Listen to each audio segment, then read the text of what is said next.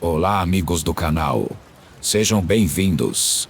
E por favor, ajude nosso canal a crescer. Curte, compartilhe e inscreva-se. Eu estava em uma viagem de carro de Portland a Chicago. Era quase uma viagem de 3 dias, então eu tinha reservado alguns lugares para dormir ao longo do caminho. Não fui muito específico com os lugares que escolhi, mas optei por Airbnbs para poder aproveitar um pouco mais a viagem de carro, em vez de ficar em um hotel lotado. Meu primeiro Airbnb era em Wyoming, e a rota pelo estado não passava por grandes cidades, era em uma cidade muito pequena. Ao passar pela fronteira para Wyoming, começou a nevar intensamente, só prolongando o longo dia de viagem. Quando cheguei à cidade, as estradas estavam cobertas de neve e o sol já havia se posto. Estava bem tranquilo. Quero dizer, não sei muito sobre pequenas cidades, mas parecia exatamente como eu imaginava, especialmente em um estado de baixa população como Wyoming. Esperava que houvesse um McDonald's ou algo assim de onde eu pudesse pegar um jantar rápido, mas ficou bem claro que não haveria. Então dirigi por lá e virei na rua em direção ao meu Airbnb. Era uma longa entrada levando a uma casa pequena no meio de um campo, com altas árvores de pinheiros cobertas de neve, alinhadas no quintal da frente. Estacionei ao lado e saí com minha mala, depois contornei para frente. Digitei o código e entrei, fechando a porta e acendendo as luzes. Era pequeno, provavelmente uns 40 metros quadrados, com apenas uma sala de estar e um quarto. Tirei os sapatos e deixei minha bolsa ao lado da cama, depois sentei no sofá. Quando fiz isso, ouvi um baque vindo do quarto. Olhei para a porta de onde havia acabado de vir. Foi bem alto, mas não tinha ideia do que poderia ter sido. Levantei-me e voltei, olhando para dentro do quarto e acendendo a luz. Estava tudo igual. Fui verificar o pequeno banheiro que havia lá, mas estava tudo em ordem, e a única outra porta na casa era o armário do quarto. Caminhei até lá e puxei a maçaneta da porta, mas ela não se moveu. Parecia estar trancada do outro lado. No começo achei meio estranho que um armário de quarto fosse mantido fechado, mas então pensei que poderia ser um armário de manutenção onde o proprietário guardava coisas. Não havia outros lugares para colocar qualquer coisa, então essa foi a conclusão final que cheguei. Voltei para a sala de estar e descansei os olhos no sofá enquanto pensava no meu plano para o dia seguinte. Depois de 15 minutos, me levantei novamente e fui até a janela, olhando para fora para ver se ainda estava nevando e se as estradas estariam transitáveis no dia seguinte. Estava assustadoramente escuro lá fora, sem luzes da cidade visíveis por trás das altas árvores de pinheiro e ainda estava nevando bastante. Fechei as persianas e voltei para o sofá, mas vi uma sombra se mover no quarto. Era lenta e suave, como a sombra de uma porta se abrindo ou fechando. Comecei a andar naquela direção, ouvindo enquanto me aproximava da porta e olhava para dentro do quarto. Tudo estava no lugar e nada parecia ter causado a sombra que vi, mas eu sabia que tinha visto algo se mover lá dentro. Continuei olhando ao redor até que meus olhos voltaram para o armário. Ainda estava fechado, mas algo me deu uma sensação desconfortável sobre isso. Me aproximei e peguei a maçaneta, e ela abriu facilmente. Não estava mais trancada, e dentro não havia nada. Era apenas um armário pequeno e vazio. Antes que eu pudesse processar tudo e tentar juntar as peças, ouvi alguém atrás de mim. Quando me virei, um homem grande estava parado na porta do banheiro. Parecia machucado e cansado. Além disso, estava todo sujo de sangue e com arranhões e cortes por todo o rosto, e enquanto eu o encarava, ele nem parecia se importar. Ele entrou no quarto e se ajoelhou, pegando uma bolsa suja debaixo da cama. O homem então se levantou e nem mesmo me olhou enquanto saía lentamente do quarto e da casa. Corri até lá e vi ele seguindo pela neve até estar além das luzes da casa. Tentei envolver a polícia, mas depois de dar minha descrição, eles só conversaram com o proprietário do Airbnb. Depois de sair da cidade, não obtive mais informações. Acho que é mais provável que ele estivesse apenas usando o lugar para dormir ou algo assim. Mas a maneira como ele parecia faz com que eu questione isso. Nem consigo pensar no que poderia ter acontecido se eu tivesse ido direto para a cama naquela noite com o homem se escondendo no armário a poucos centímetros de mim.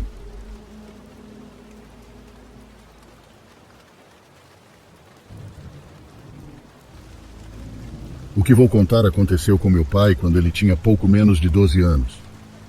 Ele ficava sozinho de madrugada em casa, apesar de ser muito pequeno. Sua mãe tinha que sair para trabalhar, pois era garçonete, e seu irmão mais velho saía com os amigos. Como naquelas áreas eram comuns as gangues de tráfico, meu pai não gostava de acompanhá-lo e preferia ficar sozinho em casa. Uma dessas noites, ele estava na sala, ao lado da porta principal, deitado vendo TV. De repente ouviu 2 golpes na porta. Pensou em abrir, mas como já passava da meia-noite, não se sentiu seguro. Achou que poderia ser seu irmão ou sua mãe, mas logo pensou que eles teriam chave ou chamariam por seu nome. Olhou o relógio e era cedo demais para ser eles. Então decidiu olhar pela janela ao lado da porta para ver quem era antes de abrir. Quando se aproximou da janela, não viu ninguém e voltou a se deitar, pensando que a pessoa havia ido embora. Porém, novamente ouviu 2 golpes na porta. Ele se levantou e olhou pela janela de novo, mas não viu nada. Em vez de se assustar, pensou que poderiam ser seus amigos fazendo uma brincadeira. Então decidiu ficar perto da janela para surpreendê-los na próxima vez que batessem. Quando ouviu o primeiro golpe, correu para a janela e abriu a cortina rapidamente antes do segundo golpe, mas não viu nada. Isso o aterrorizou, pois não havia como alguém se esconder tão rápido. Do ângulo da janela, ele conseguia ver até o chão, tornando impossível que alguém estivesse agachado. Desesperado, correu para o sofá, se deitou, se cobriu e aumentou o volume da TV, ignorando os sons que continuavam a ocorrer. No dia seguinte, quando sua mãe chegou do trabalho, uma vizinha se aproximou para contar algo. Disse que todas as noites, sem falha, uma mulher vestida de branco ficava parada em frente à porta deles por muito tempo, até que de repente entrava no quartinho ao lado da janela e não saía até a noite seguinte. Esse quartinho era onde dormiam as lebres.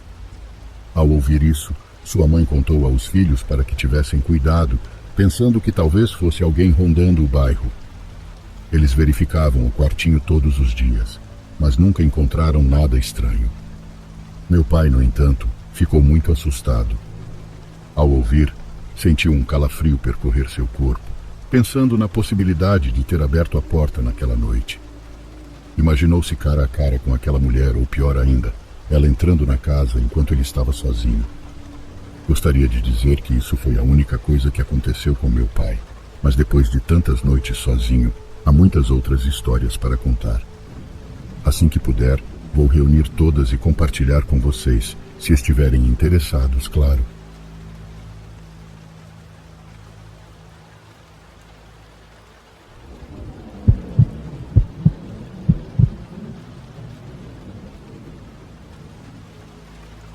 O Walmart em que eu trabalhava ficava aberto 24 horas naquela época. Devido ao horário escolar do meu filho, eu trabalhava no turno da noite para poder estar disponível para levá-lo e buscá-lo. Eu fazia o turno das 22 horas às 7 durante toda a semana. Durante o dia eu dormia, cuidava do meu filho e trabalhava em um segundo emprego alguns dias. Eu estava muito exausta nessa época da minha vida. Não foi um período fácil. Eu precisava fazer o que podia para pagar o aluguel. Se o Walmart era um dos maiores, era um supercenter, então tinha de tudo. Era um dos poucos abertos 24 horas por aqui.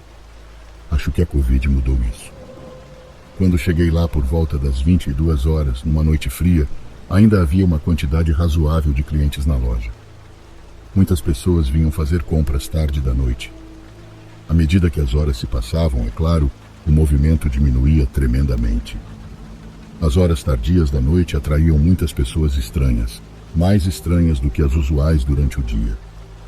Durante a madrugada, havia apenas uma pessoa trabalhando na frente e essa pessoa ficava nos caixas de autoatendimento. Não havia caixas regulares abertos tão tarde, mas havia alguns repositores, que era o que eu fazia. Além disso, havia alguns trabalhadores no armazém com quem eu nunca interagia. Eles faziam seu próprio trabalho, e fora eles havia apenas o gerente noturno de plantão. Eu estava no corredor dos cereais, fazendo meu trabalho habitual de reposição. Notei um cliente passar pelo corredor, e segundos depois ele voltou à vista no final do corredor, parou e olhou para mim. Quando olhei de volta para ele, ele começou a olhar os cereais. O cara tinha cabelo encaracolado, mas eu não conseguia determinar sua etnia. Ele tinha uma mochila preta que parecia estar cheia até a borda com sabe-se lá o quê. Ele ficou parado no corredor dos cereais por 1 minuto, aparentemente olhando as barras de granola. Então ele se aproximou um pouco de mim e perguntou onde ficava o pão. Eu apontei na direção certa. Ele agradeceu e lentamente saiu do corredor. Eu o observei se afastar, e ele tinha um andar muito perceptível, meio mancando. Quando ele saiu de vista, saiu da minha mente também. O problema é que ele não ficou fora de vista por muito tempo. Eu estava no corredor dos cereais por um bom tempo, e comecei a notar que a cada poucos minutos aquele cara passava lentamente pelo corredor olhando para mim. Ele não estava segurando nada, ele não pegou nenhum pão, ele só tinha sua grande mochila suspeita. Eu comecei a trabalhar mais rápido, só para terminar logo aquele corredor e sair de perto dele. Quando terminei, levei a plataforma vazia de volta ao armazém, onde peguei outra plataforma cheia de caixas prontas para serem repostas. Escolhi propositalmente um corredor longe do corredor dos cereais. Agora eu estava no corredor dos salgadinhos. Isso foi cerca de 45 minutos após o contato inicial com aquele cara, então não deveria haver nenhuma chance dele ainda estar ali. Mas eu estava errada. Ele me encontrou. Eu estava rotacionando os novos pacotes de salgadinhos para trás dos antigos na prateleira, e então olhei para a direita, e aquele cara estava no final do corredor, espreitando novamente. Ele ainda não tinha nada nas mãos. Esse homem estava vagando pela loja há quase 1 hora sem comprar nada. Finalmente ele se aproximou de mim como eu temia que faria. Eu tentei olhar para outro lado até ele começar a falar. Não lembro palavra por palavra o que ele disse, mas basicamente ele disse que estava me observando e não podia resistir a vir até mim para me dizer como eu era bonita. Respondi o mais educadamente que pude. Dei uma risadinha falsa e disse: "Obrigada, muito gentil da sua parte." Mas ele não parou por aí. Ele fez um monte de perguntas pessoais, como de onde eu era. Dei respostas falsas para tudo. Esse cara cheirava muito mal, muito mesmo, e seu hálito era horrível, um fedor que nunca tinha sentido antes. Eu estava genuinamente repulsada. Ele pediu meu número, e eu disse que estava saindo com alguém. Ele disse que não havia problema em sermos apenas amigos. Para fazê-lo me deixar em paz, dei um número falso. Então eu disse que não podia conversar com ninguém enquanto estava trabalhando. Ele fez um comentário antes de ir embora, achando que estava sendo esperto por ter conseguido meu número, quando na verdade eu lhe dei um número falso. Achei que isso seria o fim. Horas se passaram e o tempo parecia estar andando para trás. Eu queria ir para casa. Foi então que a outra repositora que estava trabalhando naquela hora me chamou pelo rádio, dizendo que havia um cara com aparência assustadora perguntando por mim. Eu disse, não, e então disse para ela dizer que eu tinha saído. Basicamente corri para a sala dos funcionários, onde planejei me esconder por um tempo. Cheguei à sala e sentei em uma das cadeiras. Então as portas duplas se abriram e entrou aquele cara. Ele olhou para mim e parecia zangado. Ele gritou: "Você me deu um número falso, sua vaca." Cheguei a engolir meu chiclete de tanto medo. Eu disse: "Você não pode estar aqui, senhor." Então ele tirou a mochila e a colocou na mesa ao lado da minha. Ele começou a abri-la enquanto olhava para mim. Foi quando chegou a hora de eu ir. Levantei e corri para passar por ele sem pensar. Ele tentou agarrar meu braço, mas não conseguiu. Enquanto eu corria pela loja, olhei para trás e vi que ele estava correndo atrás de mim. Corri para a frente da loja e saí para o meu carro. Foi a única coisa que consegui pensar no momento. Alternativamente, eu poderia ter tentado encontrar os trabalhadores do armazém ou até mesmo o gerente, mas isso não era garantia. Cheguei ao meu carro e vi o homem saindo do Walmart procurando por mim. Ele estava lento, devia estar sob efeito de alguma coisa. Ele viu meu carro, mas era tarde demais. Eu já estava dirigindo para longe. Liguei para o gerente noturno e contei o que tinha acabado de acontecer, e que eu não me sentia confortável ficando lá naquela noite. Também o avisei sobre o homem com a mochila cheia de conteúdos desconhecidos. Meu gerente me disse que eu não podia deixar o local desfalcado. Ele disse que chamaria a polícia para garantir que o homem não voltasse, e me disse para voltar. Eu estava determinada a não voltar naquela noite. Eventualmente ele entendeu o recado e disse que revisaria as filmagens das câmeras e que eu voltasse então na noite seguinte. E eu voltei. Ele supostamente notificou a polícia no dia seguinte sobre o homem e deu à polícia as imagens das câmeras de segurança. Admito que já vi pessoas mega estranhas naquele emprego, mas esse cara foi de longe o mais assustador. Não sei o que ele estava procurando na mochila e também não quero saber.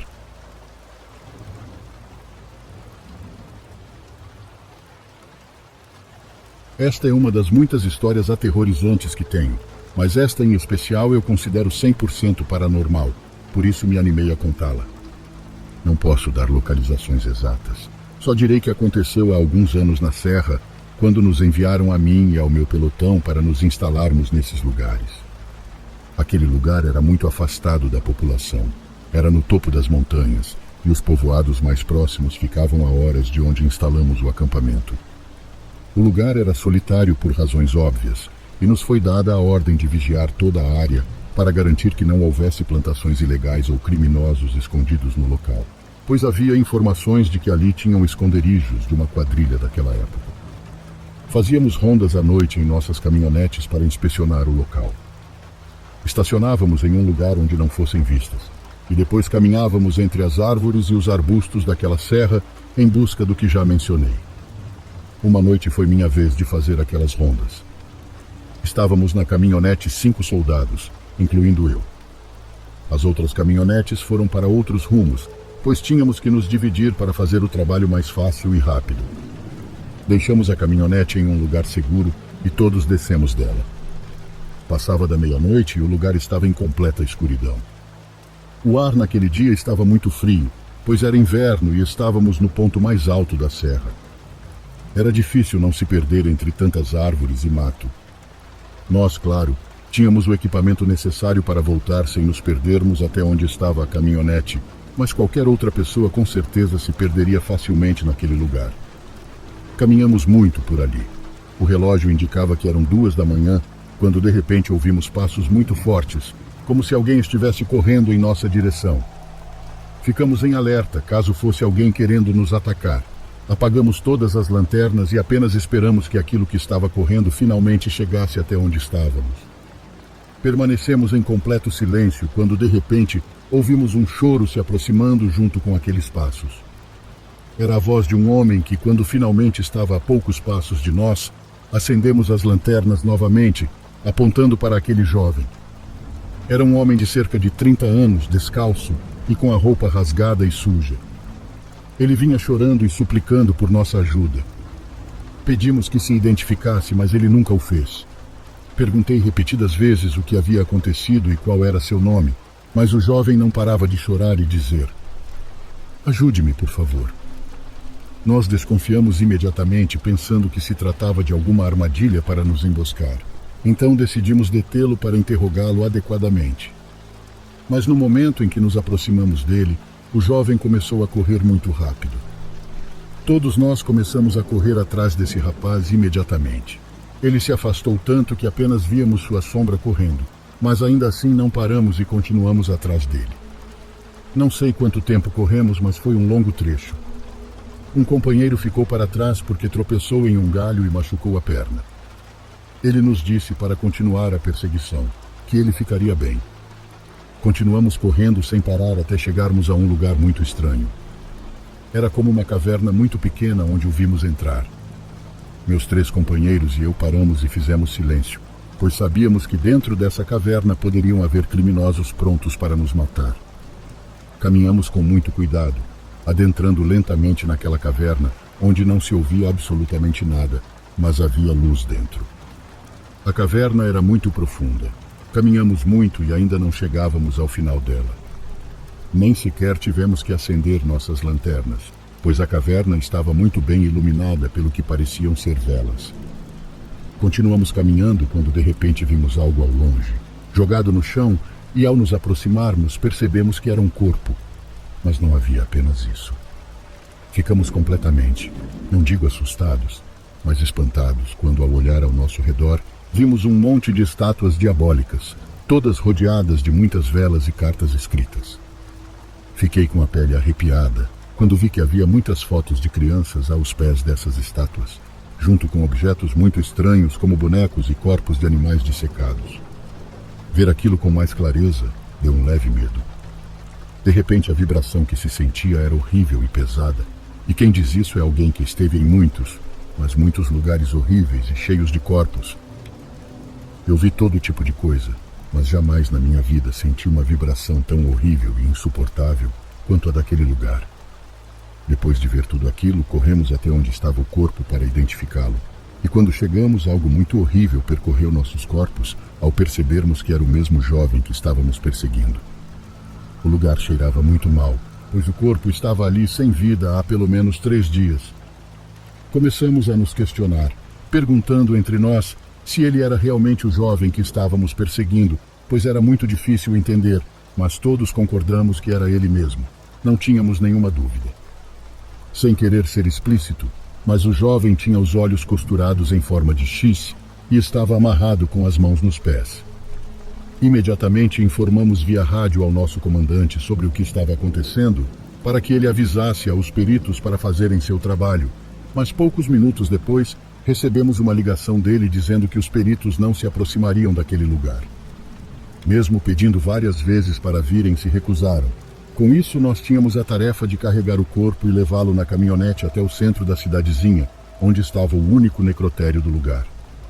Ao tentar arrastá-lo para fora, notamos que algo o segurava para que não se movesse. Era algo muito estranho, como se alguém o estivesse puxando pelas extremidades para dentro, enquanto nós o puxávamos para fora.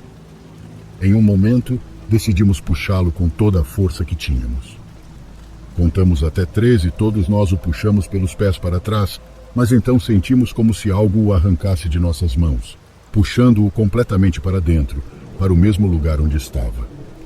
Um dos meus companheiros não aceitou isso e saiu da caverna sem nos dizer nada. Restavam apenas 3 de nós lá dentro, pensando no que fazer, pois sabíamos que tínhamos que cumprir a ordem do nosso comandante. Tínhamos que tirar o corpo de lá e levá-lo ao necrotério, mas nem sabíamos o que estávamos enfrentando. Como se pode lutar contra algo que você não pode ver, algo que você sabe que é completamente maligno? Pelo menos eu acreditava nisso. Estávamos pensando no que fazer, quando de repente um companheiro começou a fazer ruídos como se estivesse se engasgando, como se tivesse algo atravessado na garganta e não pudesse respirar. Meu outro companheiro e eu corremos para ajudá-lo, perguntando o que estava acontecendo, se faltava ar, mas ele não podia responder nada. Ele continuava fazendo aqueles ruídos com uma cara de alguém que está se engasgando. De repente, sua cara, sua expressão, seu olhar, tudo nele mudou. Ele nos olhava com olhos frios e apagados, e de repente começou a falar com uma voz muito grave e muito diferente da dele, gritando blasfêmias com a voz grave e turva. Enquanto isso acontecia, as chamas de todas as velas se moviam de um lado para o outro, como querendo se apagar, mas não havia vento dentro da caverna, o que tornava tudo ainda mais estranho. Gritei com ele que parasse de brincadeiras, pois embora soubesse que não era assim, em algum momento pensei que ele pudesse estar brincando conosco. Mas então ele começou a respirar muito forte e sua expressão de medo voltou. Algo entrou em mim, disse ele, agora com a voz cheia de terror, e depois disso saiu correndo dali o mais rápido que pôde. Meu outro parceiro também começou a andar atrás dele, e claro que eu também saí junto com eles, pois não pensava de maneira nenhuma em ficar ali sozinho, dentro daquela maldita caverna. Voltamos ao nosso acampamento completamente assustados, sem poder explicar direito a todos os outros o que exatamente havia acontecido. Muitos deles riram de nós, mas outros acreditaram, pois aquele lugar era muito famoso pelas coisas perturbadoras que ali faziam. Outro colega nos contou que sua avó era de lá e que muitas pessoas iam fazer oferendas ao próprio diabo em troca de diferentes coisas, e em troca de seus pedidos, muitos ofereciam vidas humanas. Pela manhã voltamos ao local e retiramos o corpo do jovem sem nenhum problema. Praticamente o lugar soava como se fosse somente um lugar normal no meio do mato. As palavras de agradecimento e as lágrimas nos olhos dos pais me fizeram compreender a magnitude da nossa descoberta acidental. O jovem estava desaparecido há várias semanas quando teve uma recaída nas drogas.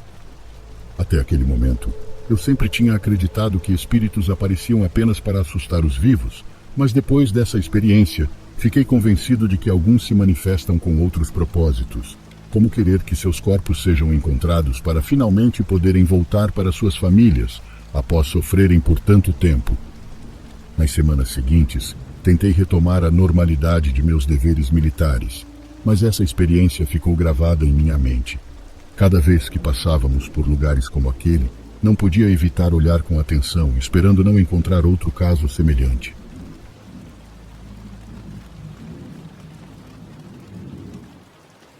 Me chamo Carlos. Trabalho dirigindo um ônibus que faz a última rota da noite em uma área com zonas pouco habitadas. O trabalho geralmente é tranquilo porque a essa hora quase ninguém sobe. As autoridades insistem em manter a rota ativa, embora de qualquer forma eu prefira dirigir à noite porque não há trânsito. Dirigir no meio do nada durante a noite me levou a presenciar coisas estranhas, mas nada me inquietou tanto quanto as pessoas que caminham à beira da estrada, longe de qualquer assentamento. Vi a primeira pessoa quando eu estava começando nesta rota. Eu dirigia o ônibus e vi uma mulher com um vestido azul caminhando pelo lado da estrada, sob a luz da lua. Estávamos em um trecho isolado, a quilômetros de qualquer lugar, e eu era o primeiro veículo que ela via desde o anoitecer. Ela não tirou os olhos de mim e continuou caminhando com uma expressão vazia no rosto. Buzinei e ela continuou a me olhar. Pensei que deveria haver algum acampamento próximo e continuei dirigindo. Nem sempre vejo essas pessoas, mas quando aparecem é como se surgissem do nada. Parece que nunca estão lá durante o dia. Uma vez que você sabe que estão lá, começa a notá-las quando dirige longe da civilização, na completa escuridão. Alguns motoristas os chamam de vagantes da noite, mas eu os chamo de caminhantes, porque sempre estão caminhando em direção a algum lugar. Eles vêm de todas as formas e tamanhos. Homens, mulheres, altos, baixos, gordos, magros, crianças, gente comum. No início, eu não prestava muita atenção além de notá-los de vez em quando. No breve momento em que eram visíveis enquanto eu passava, não pareciam precisar dos meus serviços, nem notavam que eu estava lá. Uma noite, há alguns meses, passei por uma senhora bem idosa. Ela vestia uma roupa de hospital e parecia estar muito doente. Tinha os olhos fundos, o cabelo branco e a pele extremamente pálida. Ela sorria como se estivesse vendo um ente querido. Arrastava os pés ao longo da beira da estrada e só de olhar para ela eu podia imaginar o cansaço que devia sentir. Eu queria continuar dirigindo, mas ela me lembrou minha avó, então parei. Peguei a lanterna que sempre carrego comigo e desci do ônibus.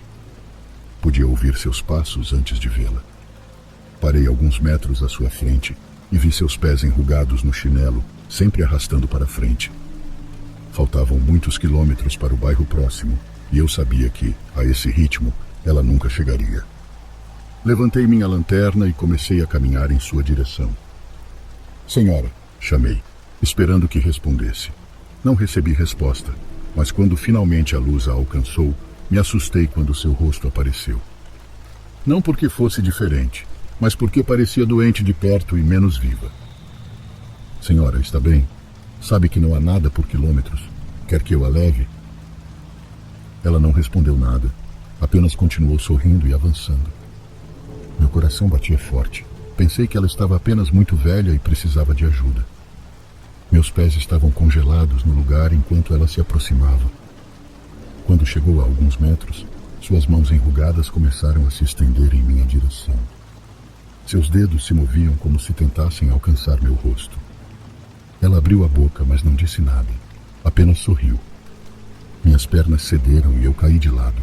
Ela se abaixou para me alcançar com uma velocidade impressionante, e antes que eu percebesse, seus dedos estavam ao redor dos meus tornozelos, me puxando. Eu me debatia desesperadamente, mas sua força era incrível. Ela me olhou com seus olhos fundos e um sorriso demoníaco. Dei um chute com toda a minha força e, para meu horror, foi como chutar concreto. Felizmente ela me soltou. Eu me arrastei para o meio da estrada e ela continuou caminhando pela beira. Suas mãos caíram para os lados do corpo e sua boca se fechou, mas seu olhar permaneceu fixo em mim enquanto ela saía da luz da minha lanterna. Esperei até que o som de seus passos desaparecesse. Depois do que pareceram minutos de silêncio, Eu reuni coragem para me levantar e voltar para o ônibus. Não havia sinal da mulher, mas quando acelerei, não demorou muito para eu alcançá-la. Seus olhos ainda estavam fixos em mim, provavelmente estiveram o tempo todo. A última coisa que vi dela foram seus lábios finos. Segundo outros motoristas, sou o primeiro a tentar interagir com um caminhante desses.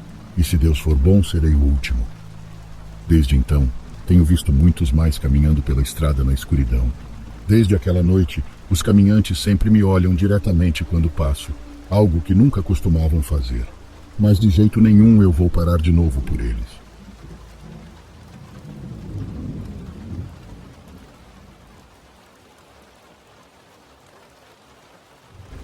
Esta história começa, ou melhor, para ser mais preciso, se revive, quando na segunda-feira, 8 de janeiro de 2023, depois de 20 anos, nos reunimos Aldo, Elias, Luiz, Alex, Amanda e eu.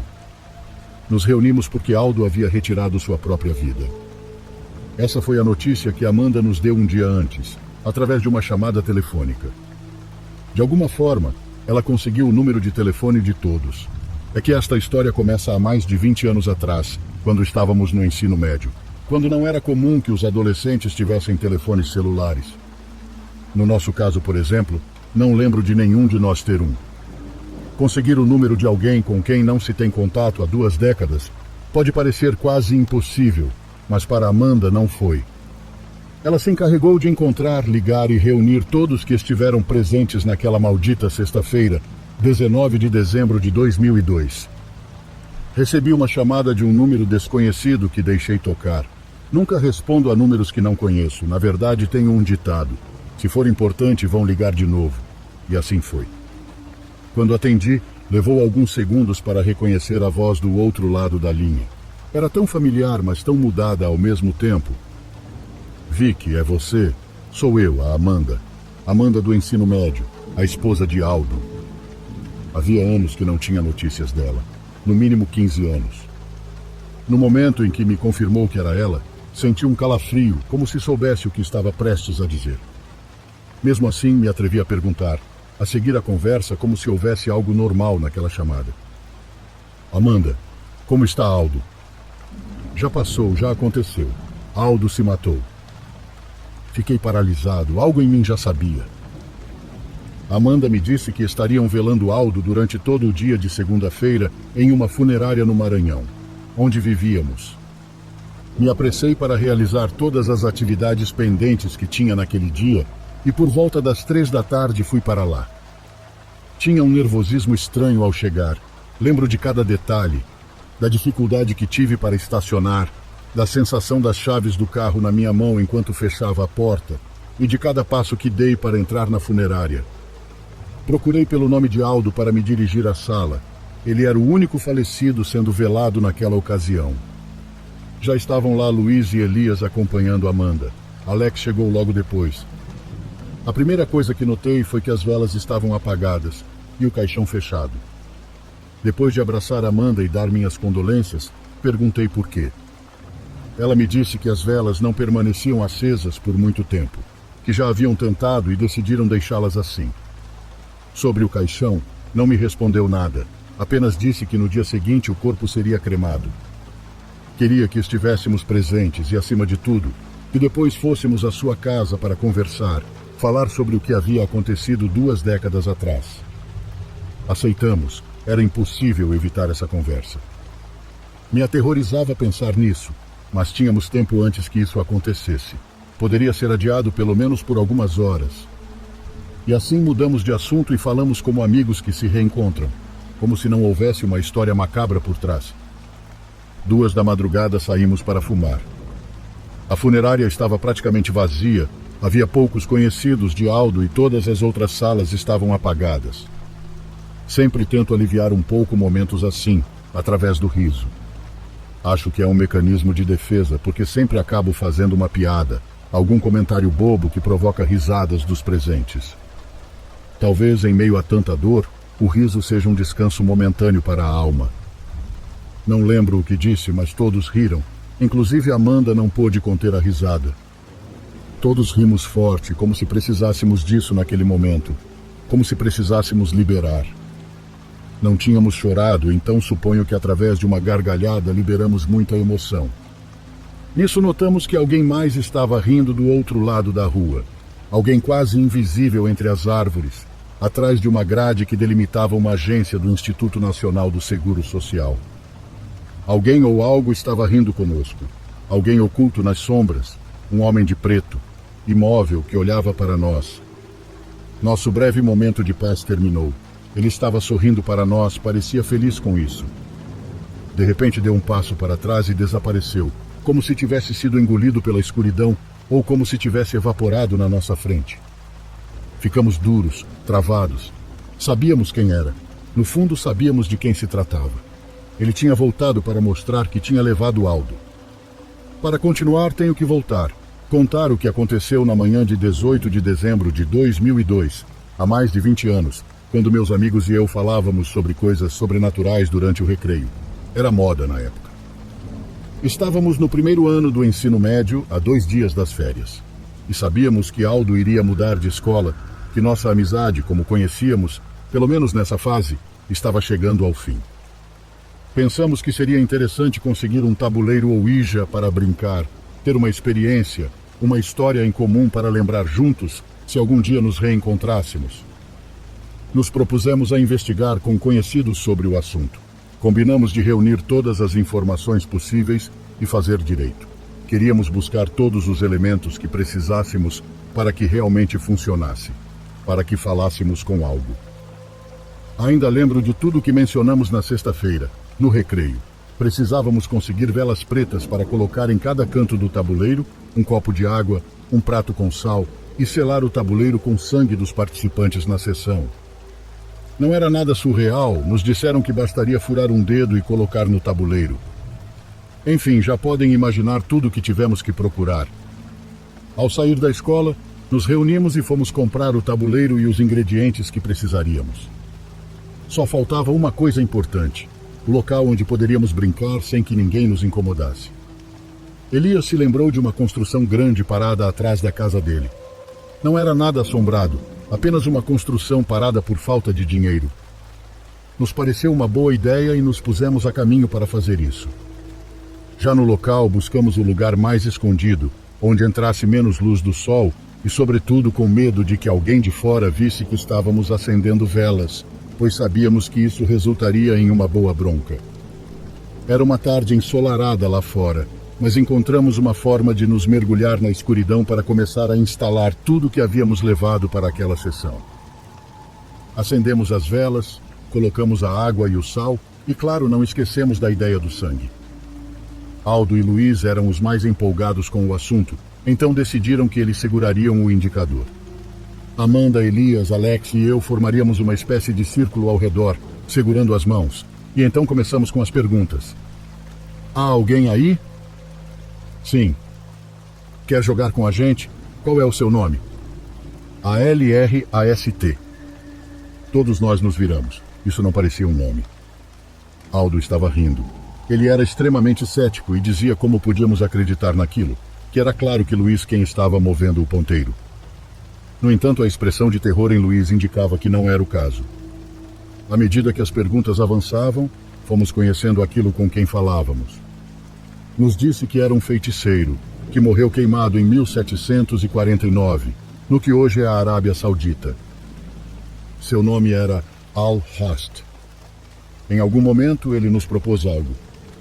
Disse que para que acreditássemos em sua existência e em seu poder, poderia fazer com que qualquer um de nós gozasse dos luxos que sempre desejamos. Aldo, querendo parecer o único que não acreditava, disse que aceitava. Quero tudo o que alguém pode desejar para ser feliz. Te dou o que você quiser em troca. A tábua então apontou para o número 20. Depois soletrou a palavra anos. Aldo disse que sim, sem nem entender o que significava. Naquele momento, um barulho muito forte soou lá de fora. Todos nós se soltamos pulando de susto, e eu vi algo mais, apenas iluminado pela luz das velas. Havia algo conosco, algo que havia chegado para não ir embora jamais. Terminamos a sessão e saímos da tábua. Aquela tarde ensolarada havia se nublado e caiu uma chuva que não me lembro de ter visto na previsão do tempo da TV. Com as férias tentamos esquecer o assunto, aquela sessão. E ao começar das aulas, como já sabíamos, Aldo não voltou. Apenas alguns meses depois, soubemos que seu pai conseguiu um emprego muito bom na prefeitura e que não estava ruim. E bem, embora Aldo nunca tivesse carências, no final teve uma vida bastante confortável. Pôde se dar luxos que antes não se permitia. Graças ao novo trabalho, seu pai investiu para abrir vários negócios no ramo de ferragens e construção. Viviam confortavelmente. 4 anos depois, o pai de Aldo adoeceu. Morreu, deixando os negócios para seu filho e sua esposa. Embora não demorasse para que tudo fosse completamente de Aldo, pois sua mãe faleceu poucos meses depois, sem razão aparente. Disseram que foi de tristeza. Tão jovem, Aldo começou a levar uma vida de luxo, carros, casas, terrenos. Ele se afastou dos amigos e mudou. Só manteve contato com Amanda. Os dois sempre se amaram, embora não admitissem. Com o tempo acabaram se casando e não soubemos nada deles por anos, até aquela ligação de janeiro. Dizem que alguém é cético até viver o paranormal na própria pele. E assim Aldo pagou um preço de ter mexido com o oculto, pois suas interações não ficaram somente naquele dia do Ouija. Depois do funeral, da cremação, depois de guardar suas cinzas, nos dirigimos a um apartamento perto do aeroporto. Aldo e Amanda tinham vários que alugavam como parte de tantos negócios. Entramos e nos acomodamos em uma sala linda, em meia-lua, muito confortável. Amanda foi até a cozinha e voltou com uma cerveja para cada um de nós. Irei contar essa pequena parte da perspectiva dela. Suponho que precisamos falar sobre o elefante na sala. Acho que todos sabemos por que estamos aqui. O que invocamos há 20 anos voltou para cobrar aquela dívida. Todos sabíamos o que faria, certo? Porque não acho que fui a única que sonhou com ele nos últimos dias. Eu pessoalmente vinha sonhando com isso desde que se completaram os 20 anos daquela primeira sessão. Não com frequência, mas de vez em quando, como se não devesse esquecer, como se fosse uma dívida. Alex e Elias comentaram que tiveram um sonho recorrente com um ser de preto, muito semelhante ao que vimos fora da funerária. Eles sonharam várias vezes desde aquele dia até a noite da morte de Aldo. Luiz, por sua vez, disse que, assim como eu, Vicky, sonhou com aquilo durante as últimas semanas. O que apenas naquele momento confessamos aos outros foi que tanto ele quanto eu já o tínhamos visto antes, naquele dia entre as sombras, presente naquela tarde em que o invocamos. Aqui preciso fazer um parêntese, voltar 10 anos a um encontro que Luiz e eu tivemos. Luiz se tornou muito religioso, tanto que em algum momento sentiu o chamado para ser sacerdote. Era particularmente devoto de São Bento, um santo que, como é bem sabido, ajuda e intercede pelas pessoas quando estão em perigo pelo maligno. Luiz e eu sempre soubemos que o que havíamos trazido, o que havíamos deixado livre naquele dia, estava muito perto de nós. Só nós pudemos sentir aquela maldade impressionante, aquela proximidade do mal que jamais poderíamos explicar. Desde aquele dia, pela conversa que tive com Luiz, entendi que ambos nos tornamos mais suscetíveis a fenômenos paranormais, a ver coisas, a sentir presenças. Inclusive a mim, como contei em outro relato, chegaram a grudar entidades. Luiz, por sua vez, sentia-se o tempo todo acompanhado de uma presença. Ela aparecia em seus sonhos, um homem queimado com bolhas latentes que pareciam prestes a explodir a qualquer momento. Com o passar do tempo, ele não apenas o via dormindo, mas refletido nos espelhos atrás dele, como se estivesse vigiando a certa distância, sempre sem fazer nada, sempre imóvel. E é que, lembrem-se, foram ele e Aldo que tinham as mãos sobre o ponteiro. Foram eles que o trouxeram. Acho que por isso se manifestava mais com ele do que comigo. Quando encontrei Luiz, já ordenado, pedi que abençoasse minha medalha de São Bento. Ela tem um sacramental muito poderoso que protege da ação do maligno. As letras que a compõem fazem parte de uma oração muito poderosa para expulsar seres de baixo astral. A medalha tem uma oração e um ritual especial com o qual deve ser abençoada. E, obviamente, deve ser feito por um sacerdote. Luiz o fez. Percebi que ele também a usava. Alguns anos atrás, fiz uma tatuagem da Cruz de São Bento. Quando Luiz a viu, perguntou: "De que você quer se esconder?" E sorriu. "Você já sabe de quê?" respondi. Naquele dia ele me disse que na fé encontrou escape para aqueles sonhos, para aquelas visões que o aterrorizavam. Que na oração encontrou paz e que, em grande medida, escapar daquilo foi um grande motivo para dedicar sua vida à religião. Naquele dia, jantamos juntos e não nos vimos mais até agora, acompanhados do resto do grupo.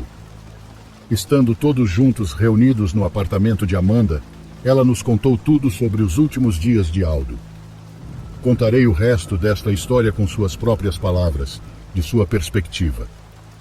Tudo parecia ir maravilhosamente bem para a família de Aldo desde que saímos da escola. Tudo foi a favor, mas houve algo estranho. Apareceram marcas misteriosas nas costas dele, como se fossem cicatrizes provocadas por queimaduras. Não deram importância. Foi ao dermatologista e disseram que às vezes a pele perde pigmentação por problemas de estresse, mas que não era algo preocupante. No entanto, que estresse ele poderia ter, se sua família passava pelo melhor momento? Como vocês sabem, eu continuei em contato com Aldo. Não é segredo para vocês que ele e eu sempre nos sentimos atraídos um pelo outro. Então, alguns meses depois, namoramos por alguns anos, e quando ambos tínhamos 20 anos, nos casamos. Éramos muito jovens, mas naquele momento, Aldo já era dono dos negócios de seu pai, que morreu quando ele tinha acabado de completar 18 anos. Sua mãe morreu 7 meses depois. No casamento, tivemos uma grande cerimônia, uma grande festa, mas sempre houve algo estranho. Nunca, na presença de Aldo, se conseguia acender uma vela. No dia do nosso casamento, nenhuma vela se acendeu. Não eram velas sagradas ou qualquer coisa do tipo. Eram simples velas aromáticas. Em casa, eu não podia acender velas no meu altar. E agora no velório vocês viram, as velas nunca se mantêm acesas, como se algo não quisesse que uma luz brilhasse para ele. Nunca pudemos ter filhos. Tentamos e tentamos. Fizemos exames. No final, só para ter a certeza de que Aldo era estéril. Quando recebemos essa notícia, sua forma de ser mudou muito. Começou a festejar, a se meter em coisas mais pesadas, parou de ir para casa e obviamente começou a me trair. Eu nunca reclamei. Dizia que não importava, que eu o amava. Mas algo se quebrou quando ele recebeu essa notícia. Não sei. Perder os pais tão jovem, não poder ser pai, a responsabilidade de tudo o que tinha que dirigir, tudo acabou por consumi-lo lentamente, pouco a pouco. Não sei como aguentamos tanto. Em agosto do ano passado nos divorciamos. É por isso que este apartamento está mobiliado. Aqui vim morar depois que me separei. Aguentei tudo. Aguentei muito, mas é que realmente o amava. Quando nos separamos, ele diminuiu muito as festas. Parecia mais tranquilo, dizia que me perder lhe abriu os olhos e que queria outra chance. Eu disse que continuaria vivendo no apartamento e que queria vê-lo bem, mas que não voltaria para o seu lado até ver que realmente estava mudando. Ele me deixou umas chaves de sua casa e disse que em algum momento eu iria precisar delas, e sem pensar muito, as guardei no meu casaco. Passaram-se meses e ele parecia melhor a cada vez. Achei que era a luz no fim do túnel. Mas não, chegou aquele dia. Aldo me acordou com uma ligação às 3 da manhã. Disse que algo o havia despertado, uma voz rouca no ouvido. Ele acordou assustado, viu a sombra de alguém saindo correndo de seu quarto para a sala. Ele tinha uma arma que ficava ao seu lado, então não hesitou em pegá-la e sair para verificar, pensando que talvez algum ladrão tivesse entrado, mas teria que ser um ladrão muito bom, porque os alarmes das portas e janelas não haviam disparado. Ele verificou, mas não encontrou nada estranho. Então voltou para a cama, mas não conseguiu dormir o resto da noite. De manhã, liguei para ele por volta das 8 para ver como ele estava. Pensei que iria acordá-lo, mas ele já estava acordado. Me disse que teve uma noite muito estranha, daquelas em que se tenta dormir, mas fica se revirando na cama.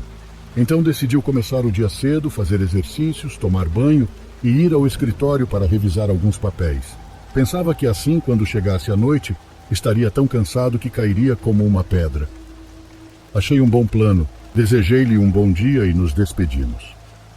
Naquela madrugada eu dormia tranquilamente quando novamente uma ligação de Aldo me acordou.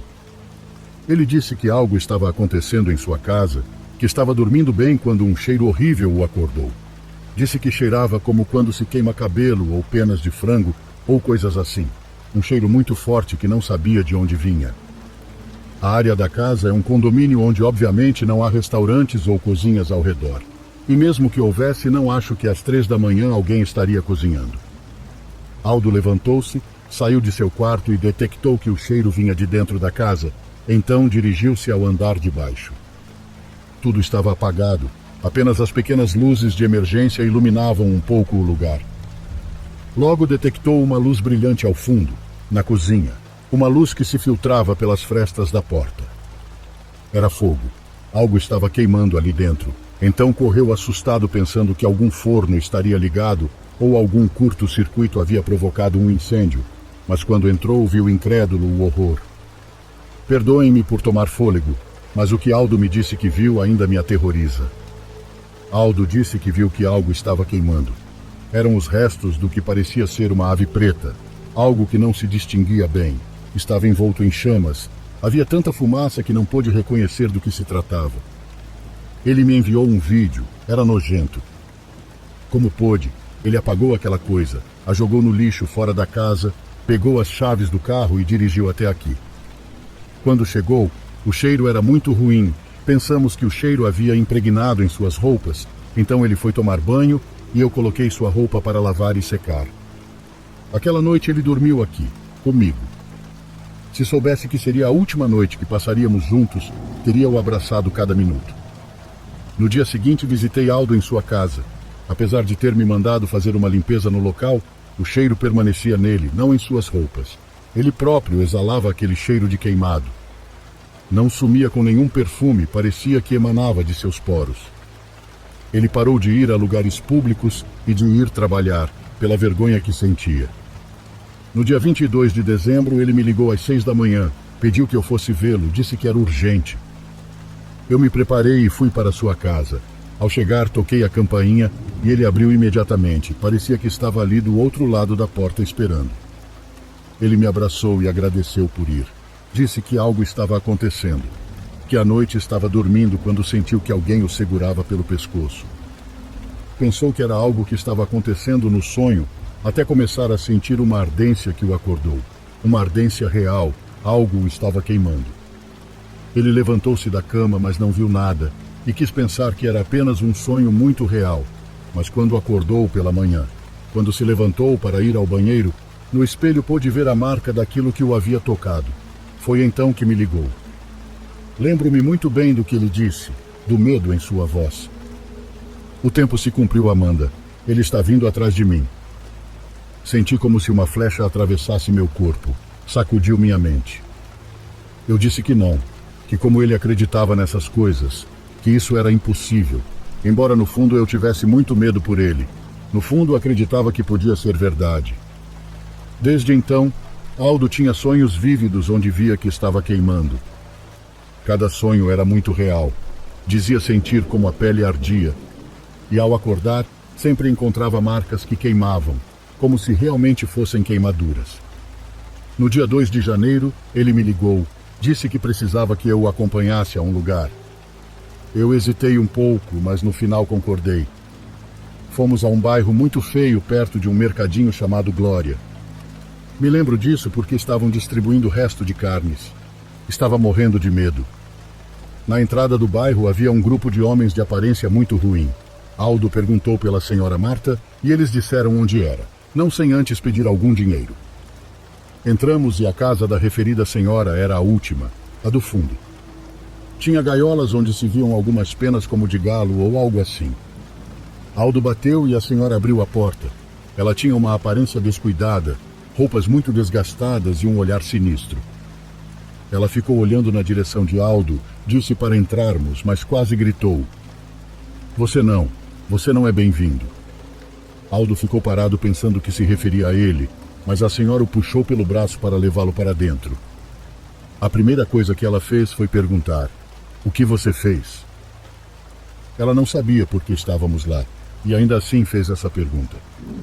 No início tentamos fazer com que ela acreditasse que não sabíamos o que havia acontecido, mas a senhora sabia mais do que aparentava. Terminamos confessando o que tínhamos feito anos atrás, com detalhes. Ela ficou em silêncio por um momento, depois levantou o olhar, Olhou fixamente para ele e disse que não podia ajudá-lo, que ninguém podia, que esperava que ele tivesse aproveitado porque era sua vez de pagar. Aldo levantou-se muito irritado, pois havia pago uma grande quantia de dinheiro para que aquela senhora o ajudasse, e a única coisa que ela disse foi que não tinha escapatória. Ele saiu correndo daquela casa. Eu me preparava para segui-lo quando a senhora me segurou pelo braço e disse: Menina, aquele ser queimado, aquele demônio vem por ele, mas não hesitará em tirar do caminho quem se interpuser. Ele fez um trato e seu tempo se cumpriu. Saí correndo atrás de Aldo, que já me esperava no carro. Ele dirigiu até aqui, até o apartamento, e me deixou na entrada do prédio. Vi como ele se foi dirigindo a toda velocidade e naquele dia não soube mais dele. Às 4 da madrugada, novamente ele me acordou. Estava chorando. Me disse que já o tinha visto, que uma forte queimação no peito o fez acordar, que correu para o banheiro para se examinar e lá o viu atrás dele pelo espelho, fora do banheiro esperando por ele. Ele o viu se aproximar até ficar perfeitamente visível. Não se escondia mais. Mesmo estando na escuridão, viu seu rosto queimado, a pele caindo aos pedaços e o cheiro de queimado se aproximando. Sua expressão era de escárnio, como se estivesse desfrutando daquela tortura. Não fazia nenhum som, apenas sorria com aqueles dentes podres, com aqueles lábios que pareciam derretidos. Disse que foi a coisa mais aterrorizante que já viu em sua vida. Quando aquela coisa deu mais um passo em direção a Aldo, ele fechou os olhos, mas isso não impediu que aquilo continuasse se aproximando. Ele sentiu como o tocou, como o queimou como se fosse um ferro quente. A dor o fez gritar e se debater para se defender, mas ao abrir os olhos percebeu que não havia mais ninguém lá. Ele me disse que não aguentava mais e desligou o telefone. Minha única esperança era Luiz, por isso fui procurá-lo. Fui perguntar na vizinhança porque alguém me disse há algum tempo que ele tinha se tornado sacerdote. Perguntei por todos os lados até que encontrei alguém que sabia onde estava. Lembra, Luiz? Quando fui te procurar, a primeira coisa que me disse foi que tinha muito medo de quando esse dia chegasse. Perguntou por Aldo e te coloquei a par de tudo. E na verdade, pessoal, graças ao Luiz, consegui entrar em contato com todos vocês. Por causa de seu trabalho, Luiz conhece alguém que conhece alguém que conhece alguém que acaba conhecendo todos. Ele me disse que nossa alma não nos pertence, que é do Criador, então não podemos fazer um acordo oferecendo algo que não é de nossa propriedade. Disse que Deus perdoa quem se arrepende de coração, não apenas por sentir a morte se aproximando. Também me disse que há um pecado que não pode ser perdoado, o suicídio, pois não existe oportunidade de arrependimento.